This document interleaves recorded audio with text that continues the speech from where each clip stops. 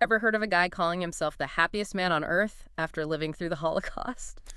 Um, Not exactly lighthearted subject matter, is it? Yeah, it's intense, but that's what makes Eddie Jaku's story so incredible. His memoir is called that too, The Happiest Man on Earth, and that's our deep dive today. Definitely not your typical feel-good book, though. Nope, anything but. We'll be looking at excerpts to try and grasp how someone goes from, well, that level of horror to actually feeling that way. It's a journey of, like, ultimate resilience, Yeah. but it goes way deeper than just bouncing back. We're going to get into that. So Eddie's born in Leipzig, 1920, Germany. And he's German, I mean, intensely so. More than even Jewish, at least at first. Right, setting the scene is important here. Yeah, he says, nothing could shake my Germans first, patriotism second, and then Jewish. Makes what comes later even more. Tragic, like foreshadowing almost. Exactly. And then there's his dad teaching him about wealth, but not the way you'd think. Oh, this is interesting. Big time. His dad's always saying there are many things more precious than money. Family, kindness, sharing those were the real riches. And you might think, okay, nice sentiment, but how's that help at a concentration camp? But hold on, because this is key to how Eddie survives, not just physically, but like his spirit. Okay, so we've got young Eddie, proud German, strong morals from his dad, and then, bam, Kristallnacht. Yeah. November 9th, 1938. He gets home, family's gone, city's in chaos, Jewish shops, synagogues being destroyed. Turning point, not just for Eddie, but for, well, history. Huge. Eddie sees it all firsthand, talks about blood mixing with the tears on my face. Powerful stuff. Kristallnacht was. It was when everything went from bad to terrifying for German Jews. Like, that was the moment they knew it wasn't just laws anymore, it was violence. And Eddie straight up says, I stopped being proud to be German. Never again. Identity shattered right there. And for us listening, it's chilling how fast the society can turn, Yeah. how fear and all that propaganda just warps people. So next comes imprisonment. Buchenwald, then Auschwitz. He sees the whole horrific system, the way they dehumanized people. Constant threat of death, the cruelty. Those camps, Yeah. it's hard to even comprehend. Starvation, disease, the labor, and always, always the fear of the gas chambers. Just crushing on every level. But even then, Eddie talks about hope.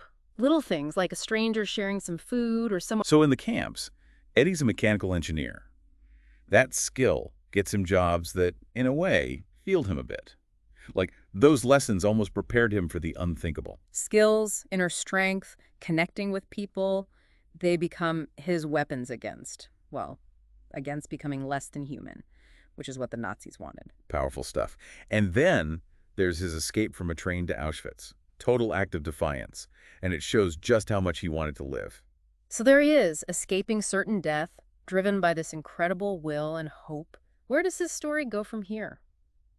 We'll find out in part 2 of our deep dive, and trust me, it gets even more wild. Back again. Last we left off, Eddie had just made this crazy escape from that train to Auschwitz. Like, talk about a close call. I know, right? But escaping the Nazis was only half the battle. Yeah. What about life after those experiences? You don't just shake them off. No way. For a lot of survivors, liberation wasn't this happy ending you'd imagine. The trauma, all the loss, it sticks with you. Eddie was super sick for a while.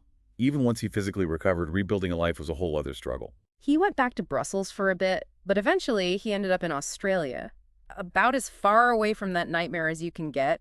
And guess what? Don't tell me. Kurt shows up too. Yep.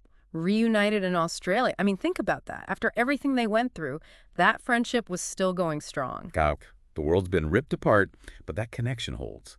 Says something about what we need to heal, not just physically, but emotionally too. So, they're in Australia trying to start fresh, but I can't imagine it was easy. Of course not. New place, maybe a new language, and all that baggage from the past.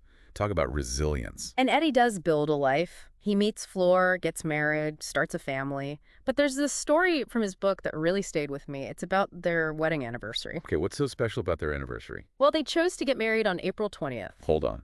Isn't that Hitler's birthday? Yeah. Every year, Eddie would say, Hitler is down there.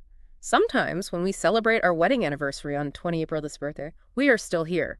Hitler is down there with the worms in a biscuit. I think, aren't I lucky? Wow. Taking back that date, huh? You'd think it'd be filled with, I don't know, bad memories. But Eddie turns it into this. Celebration. Yeah, Like a giant screw you to what Hitler represented. You tried to destroy me, but look, I'm happy, I'm alive. that gets to the heart of it. This isn't just survival, it's thriving. Eddie's not just existing, he's choosing joy. So we're getting to the big question here.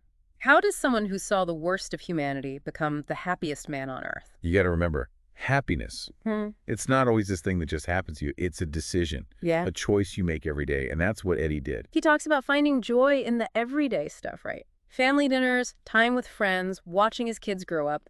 Simple things, but to him, they were everything. See, those riches, as Dan talked about, family, kindness, connection, that's what his happiness is built on, both in the camps and in his new life. And he didn't keep it to himself either. He became this amazing storyteller, sharing his experiences with whoever would listen. So important. Lots of survivors stayed silent for years. But Eddie knew speaking out wasn't just about remembering, it was about the future, too. He spoke at schools, all sorts of events, spreading this message of hope and resilience. There's this line in his book, it really got to me. If you have the opportunity today, please go home and tell your mother how much you love her, and do it for your new friend, Eddie, who cannot tell it to his mother. Oh, man. Makes you want to call your mom right now, doesn't it? Like, don't take the good stuff for granted. Right, and I think that's part of it. Eddie lived a life full of gratitude for his wife, his kids, his friends, just for being alive. Like this radical act of defiance, choosing joy after all that darkness, that's Eddie Jaku for you. So, as we head into the last part of our deep dive, I'm curious what stands out to you about how he built this incredible life. You know, it's kind of wild how Eddie held on to this belief in humanity. After all that, you'd expect him to be, I don't know, bitter, cynical, but he never gave up on the good in people. It's like, how is that even possible? He saw the very worst of us, how cruel we can be, and yet he chose to focus on those little acts of kindness, those moments that showed that compassion could still exist, even in a place like that. Those little things in the camps, that friendship with Kurt, it was like they weren't just like flukes to him.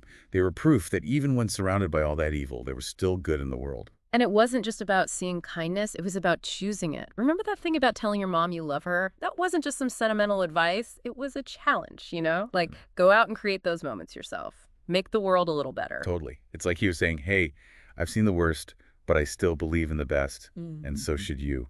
That's powerful stuff. Right. It makes you think, right? We all have tough times, moments where we lose faith in ourselves and other people. But Eddie's story is a reminder that even when things are really dark, we can still choose hope. We can choose love, choose joy. Exactly. It's not about pretending the bad stuff isn't there. It's about seeing it, acknowledging it, but not letting it win. You find those little bits of light, no matter how small, and you hold on to them. For Eddie, those lights were his family, his friends, sharing his story. He found purpose in connecting with others and reminding them that even after going through hell, life can be beautiful. You can find happiness. And by talking about it, he didn't just inspire people. He created more of those moments of kindness. Think of all the people who heard him speak, read his book, and felt that hope, that belief that we're capable of good. He took his pain and turned it into something that could help others through their darkness, and that's how he became the happiest man on earth, I think. Yeah. It shows us that happiness isn't this finish line you cross. It's the whole journey, the ups and downs. It's not about avoiding suffering. It's about finding what matters in the middle of it. It's choosing the good, even when there's bad all around, holding on to hope even when you feel like giving up. So as we wrap up our deep dive into Eddie Jaku's life, I want to leave you with this. What will you choose today? What little act of kindness will you do? How will you bring more good into the world and into your own life? Remember what Eddie said, cherish those little moments and never ever let go of hope.